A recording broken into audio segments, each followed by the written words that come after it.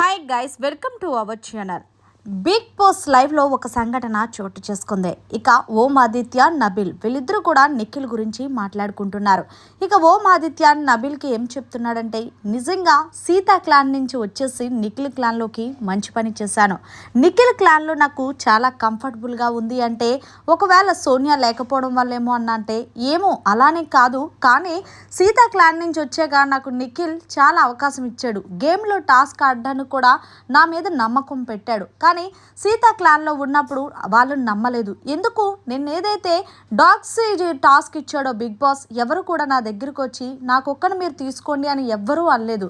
కానీ నిఖిల్ మాత్రం నా దగ్గరకు వచ్చి మాట్లాడాడు. అన్నా, నాకొక్కని మీరు తీసుకోండి అని అన్నాడు. కానీ నాకు అప్పుడు అనిపించింది నిఖిల్ని నేను తప్పుగా అంచనా వేసుకున్నానని. కానీ నాకైతే నిజంగా చాలా బాగా నచ్చింది నేను నిఖిల్ క్లాన్లో ఉండడం.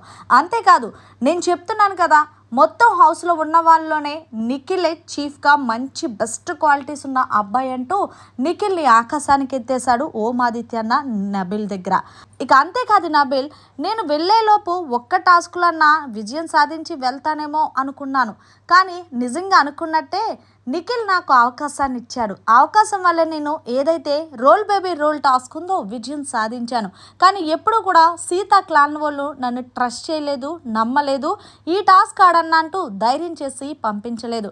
కానీ ఆడలేని వాళ్ళకి అవకాశం ఇస్తేనే కదా వాళ్ళేంటో ప్రూవ్ చేసుకుంటాడు. అందుకే నిఖిల్ నాకైతే చాలా బాగా నచ్చాడంటూ నిఖిల్ గురించి చాలా గొప్పగా చెప్తున్నాడు లైవ్లో. మరి మొత్తంగా నిఖిల్ గురించి ఓం ఆదిత్య నబిల్కి చెప్పిన మాటలన్నీ నిజమని మీకు కూడా అనిపించాయా లేదా అనేది కామెంట్ చేసి తెలియచేయండి. మరిన్ని లేటెస్ట్ అప్డేట్స్ కోసం చూస్తూనే ఉండండి అవర్ ఛానల్.